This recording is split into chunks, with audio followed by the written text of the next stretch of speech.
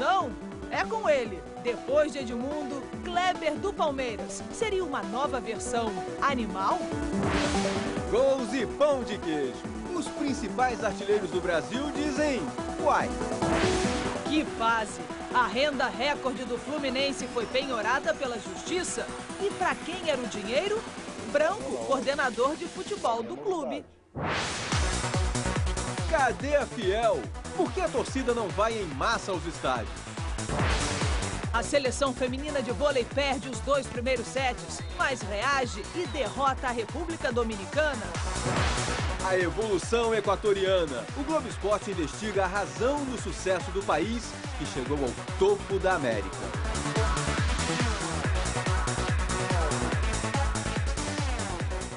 Boa tarde. Boa tarde. Um momento de apreensão no primeiro treino livre para o Grande Prêmio da Inglaterra em Silverstone. Felipe Massa bateu e destruiu boa parte do carro.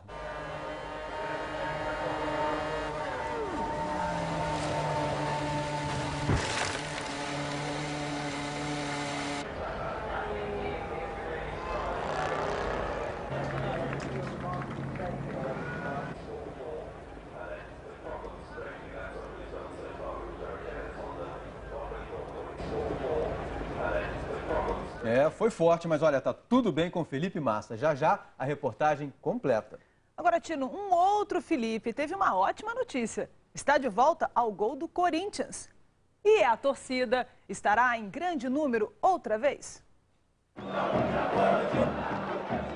Um grito que surgiu no momento de maior dificuldade da história do time. Desde o começo do ano ficou claro, o campeonato é a segunda divisão, mas a torcida é de primeira.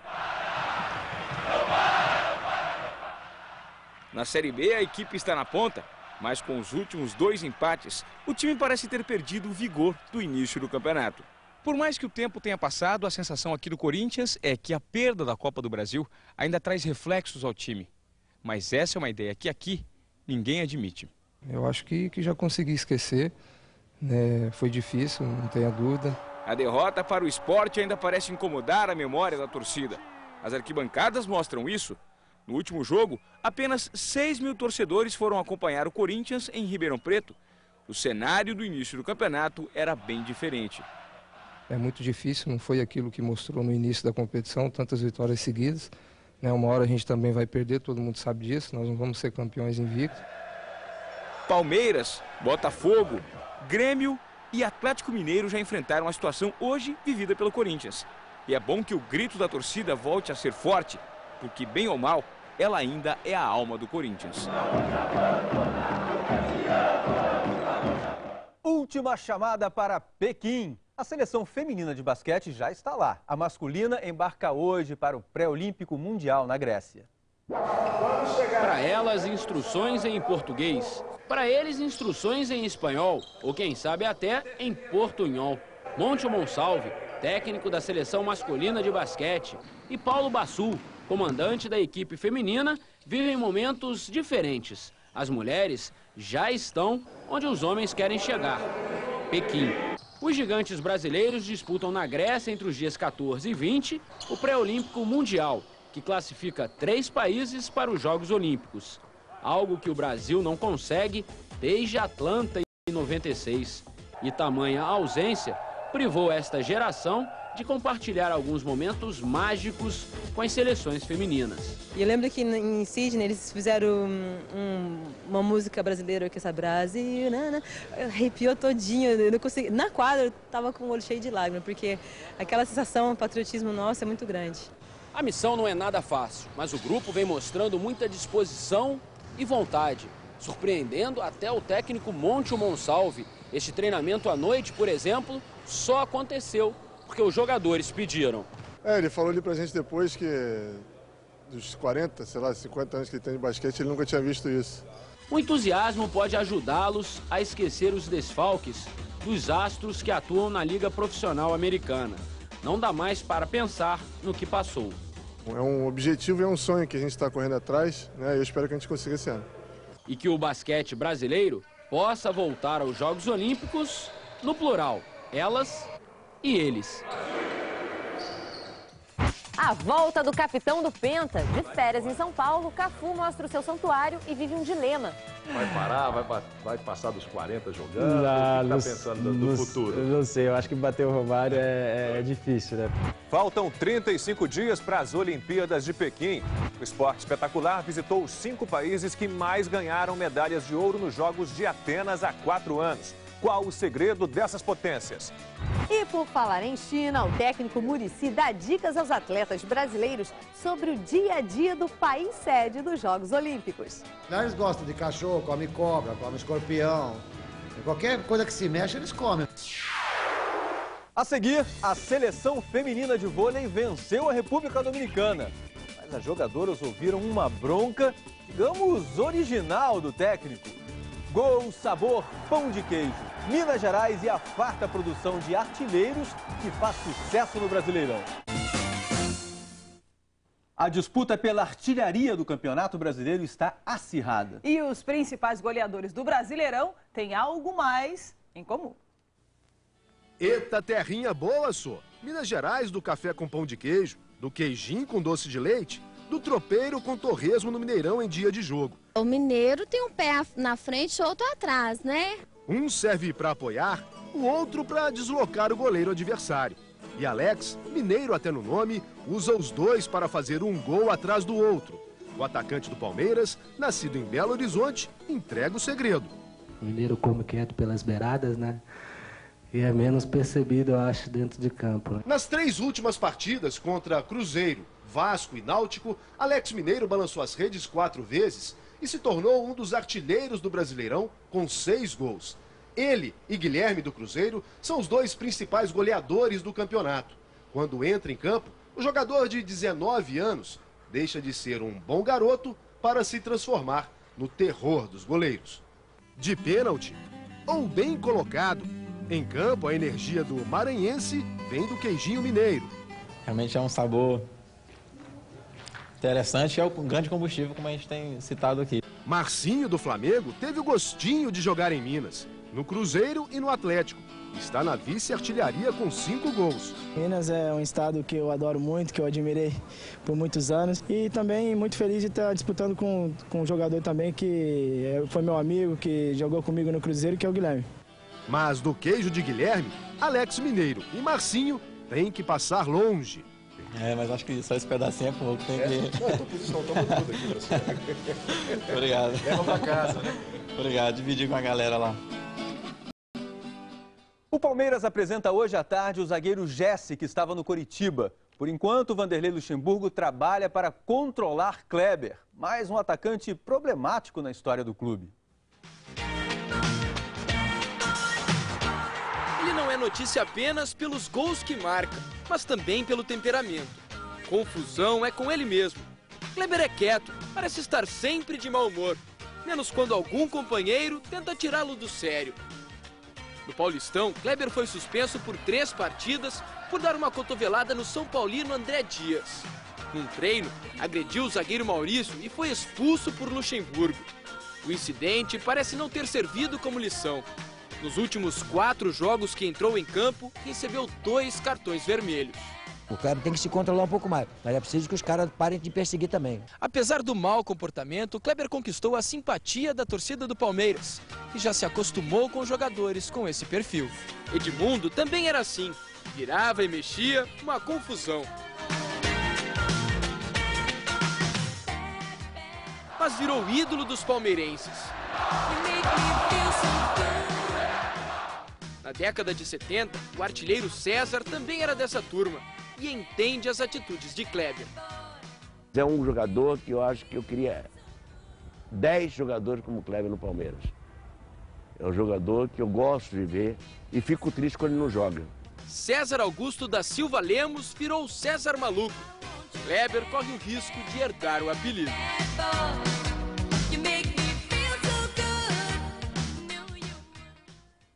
3 brasileiros vão disputar a maratona aquática em Pequim. É a estreia da modalidade em Jogos Olímpicos. 10 quilômetros no mar. O baiano Alan do Carmo vai estar lá. Diga que valeu. Valeu, seu Valmir. O seu filho está em Pequim. vai ser o único brasileiro na prova masculina de maratona aquática, esporte que estreia em Olimpíadas. Só em Alain estar lá em Pequim, para mim já é um grandíssimo vencedor. O que ele trouxer de lá é lucro, mas eu tenho certeza que meu filho vai ser bem sucedido lá em Pequim. Seu Valmir é o líder da torcida organizada de Alain do Carmo. Na chegada ao aeroporto, puxa o apitaço. Alain! Na feijoada, para celebrar a vaga olímpica, comanda o brinde. Quando é para fazer barulho, ele não deve nada a Dona Rose, mãe de Tiago Pereira, conhecida por apoiar o filho durante as provas de natação. Seu Raimundo, pai do campeão mundial de judô Luciano Correia, também é do time dos barulhentos. Não para, sacode ele! Com uma torcida tão animada, difícil perder a motivação. O nosso amor. Isso ajuda a levantar o alto astral e quando você está mais feliz, melhores estão as coisas. Torcedor, nutricionista e motorista, seu Valmir levanta ainda de madrugada, prepara o café de Alain e às 5 da manhã os dois já estão a caminho do clube. Alain cai na água de domingo a domingo, sendo que de segunda a sexta o treino é dobrado, 2 turnos. Ele chega a nadar 110 quilômetros por semana. Com certeza eu vou estar treinando para chegar entre esses 3 primeiros lugares aí e trazer um grande resultado para o Brasil. Alain conquistou a vaga na última seletiva. A prova foi disputada em Pequim, na mesma raia onde ele vai nadar no dia 22 de agosto. Mal chegou da China e a viagem de volta já está marcada. É bom seu Valmir preparar o repertório.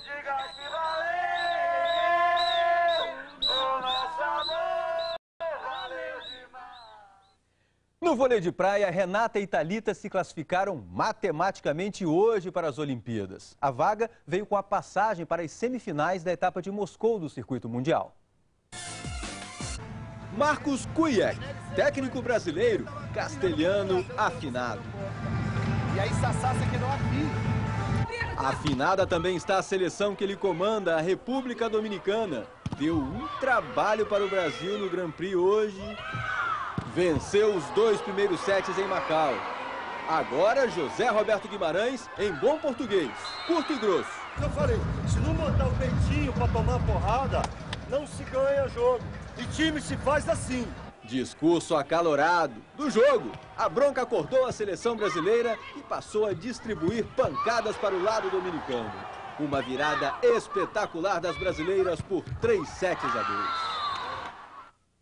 Felipe Massa no treino livre para o GP da Inglaterra. De repente, Felipe Massa e o muro. O que houve? Na Libertadores, mais uma vez, o futebol brasileiro foi vítima dos equatorianos. Quais os segredos da evolução de um rival que não incomodava?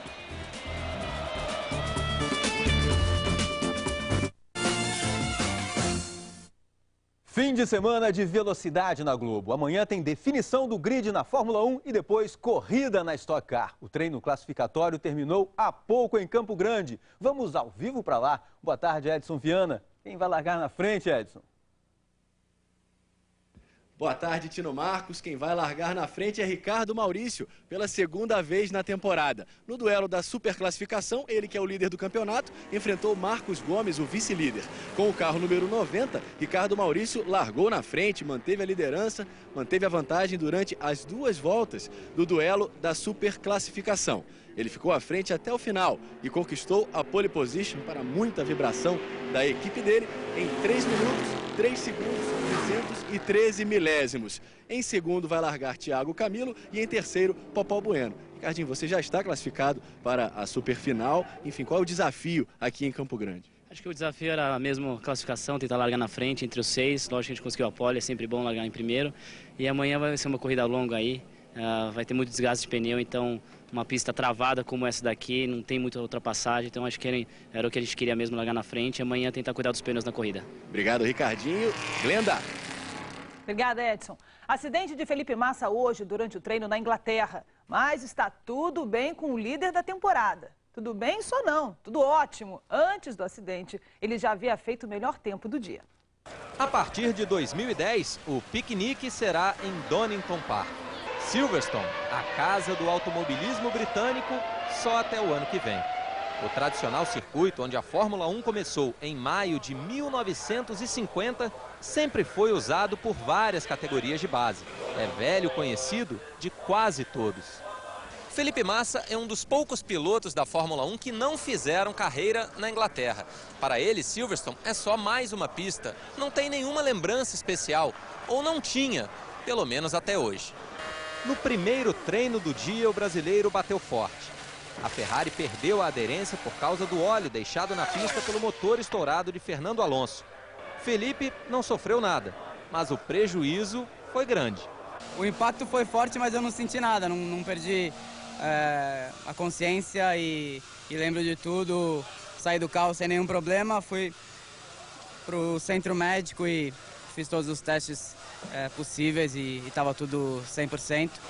Em pouco mais de 3 horas, os mecânicos aprontaram o carro e Massa voltou para o segundo treino. Não foi tão rápido, mas no fim das contas, o tempo dele na primeira sessão, a do acidente, foi o melhor da sexta-feira. Quando o dia não é o ideal, até o líder do campeonato precisa de sorte.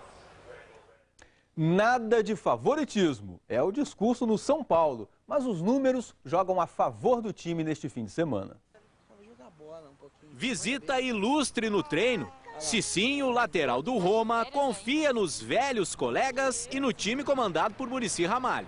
Nós esperamos aí o São Paulo mantendo sempre a regularidade e conquistando os títulos, que ele é sempre merecedor. Derrota o São Paulo conheceu logo na primeira rodada contra o Grêmio. E foi só. Nos outros 7 jogos, 4 empates e 3 vitórias. Desempenho que faz todo o grupo pensar nas primeiras posições. A gente entrar bem, focado, chegar no domingo, fazer a nossa parte, depois dar uma secadinha. Acho que é válido, né? Acho que pode. Pode? Principalmente nesta rodada. Dos 6 times que estão à frente do São Paulo na classificação, 5 jogam fora de casa. E para teoricamente facilitar as coisas, o São Paulo joga em casa, no Morumbi, e enfrenta o Ipatinga, o time que tem a segunda pior campanha na competição. Jogo fácil? Negativo. Às vezes a gente pode ter um imprevisto, toma um gol, a equipe dele se fecha, aí vai complicar. Então acho que tem que ter uma atenção muito dobrada, vamos procurar fazer o gol o mais rápido possível para facilitar. Atenção redobrada, dever de casa realizado e depois, festa. Heitor, herdeiro de Cicinho, já está até ensaiando. Vamos lá ver o gol. É hora de recomeçar. E além do trauma da perda da Libertadores, o Fluminense tem que superar problemas fora de campo. Na falta de campeões, o velho ídolo Romerito deu pro gasto. As expressões ainda vão ficar assim por um tempo. E pelo jeito, nem São Pedro está satisfeito. A tempestade tricolor também passa pelos cofres, com um fato inusitado. A justiça determinou a penhora de R$ 2.800.000, dos quase 4 milhões da renda na decisão. O motivo? Pagar uma velha dívida trabalhista com o próprio coordenador de futebol branco, dos tempos em que era jogador. É um direito meu, é um direito que eu tive na época que eu estava convocado para a seleção e a CBF pagava o salário. E esse salário foi pago à entidade pagadora, que é o clube, que é o Fluminense, que era o Fluminense na época. E não foi repassado para mim. Segundo os advogados do Fluminense, o clube já havia gasto antecipadamente o dinheiro da renda e, portanto, a penhora não vai ser executada. Ou seja, Branco não vai receber o dinheiro. Mas os problemas tricolores não param por aí. Dodô, que não esconde o desconforto com a reserva, negou que tenha sido interpelado por companheiros depois do jogo. Isso tá ficando muito chato, né? Meu relacionamento com o grupo é excelente, não tem problemas nenhum com ninguém. Até o Fluminense se recuperar do tombo, muita água vai rolar. Enquanto isso, o futebol equatoriano está nas alturas. E não se trata apenas da altitude. Não, não, não. A conquista inédita da Libertadores por um time do Equador é mais um indicador deste crescimento. Jorge Guilherme. Uma evolução dimensionada em cifras. O lateral Guerrón, da LDU, foi contratado pelo Getafe, da Espanha. Cerca de 11 milhões de reais. a negociação mais cara do futebol equatoriano. E o craque garante. Não importa qual seja a equipe, creio que todos estão apoiando. E isso é bom. Temos de desfrutar. Mas este foi um processo lento. O Equador só começou a disputar partidas fora da América do Sul na década de 70, quando o Brasil já era tricampeão mundial. Nos anos 90, Alex Aguinaga era o único brilho de um futebol apagado, e mais conhecido pelo folclórico Quiñones, ex-zagueiro do Vasco. Copa do Mundo para eles? Só em 2002. Em 2006, nova participação, e a Inglaterra suou para vencer por 1-0 nas oitavas de final. Os bons resultados continuaram. No PAN do Brasil, a conquista do primeiro título oficial. O palco, o mesmo Maracanã da festa da LDU. Apesar da goleada por 5-0 no último confronto, a seleção brasileira também foi vítima do crescimento equatoriano. Nos 3 últimos jogos pelas eliminatórias em Quito, 1 empate e 2 vitórias para o Equador. Até os clubes brasileiros já perceberam o potencial deles. O Santos tem o atacante Quiñones. No São Paulo está o lateral Reasco, que esteve na Copa da Alemanha. Quase o mesmo que fez Colômbia. Imitamos o modelo colombiano, os mesmos técnicos, a mesma linha tática, e tem dado certo. O Cruzeiro conta com o zagueiro Espinosa e já contratou até um jogador para as categorias de base. O meia Fidel foi ouro no PAN do Brasil. Aos 18 anos, ainda nem jogou no profissional. Mas ele explica que o futebol do país mudou. Uma mudança quase radical. Cada um achando um time e organizando a própria vida. A evolução do futebol equatoriano é visível, mas eles contam com outro segredinho, um fôlego acima da média. Aos 14 minutos do segundo tempo da prorrogação, com quase 2 horas de jogo contra o Fluminense, Guerrón deu um pique surpreendente. 69 metros percorridos em 9 segundos, uma velocidade de 27 km por hora, comparável à de um atleta dos 800 metros. A causa desta potência enorme é microscópica. Por viver na altitude de Quito, a 2.850 metros acima do nível do mar, a concentração de hemácias no sangue é maior. E com isso o transporte de oxigênio entre as células é mais eficaz. Mais oxigênio, melhor desempenho. Quando você vai lá em cima, você não tem nada disso. Aí você perde performance. Quando eles vêm para baixo, evidentemente que eles têm mais performance e conseguem passar à frente daqueles do nível do mar. Fôlego para correr e comemorar. Afinal, o momento é deles. Uma boa tarde.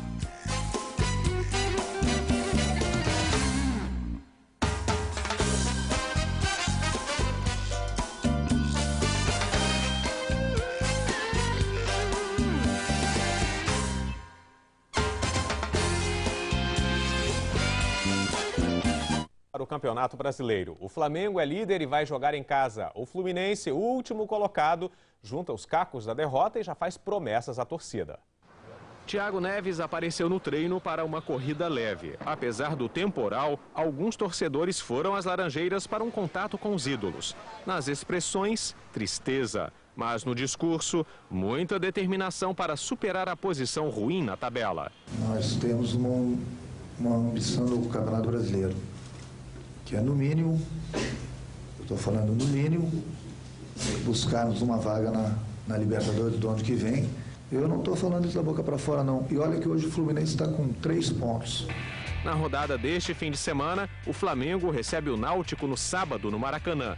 No domingo, o Vasco vai a Florianópolis enfrentar o Figueirense e o Fluminense estará em Goiás encarando os donos da casa. No Rio, o Botafogo tenta se recuperar na tabela contra o Grêmio.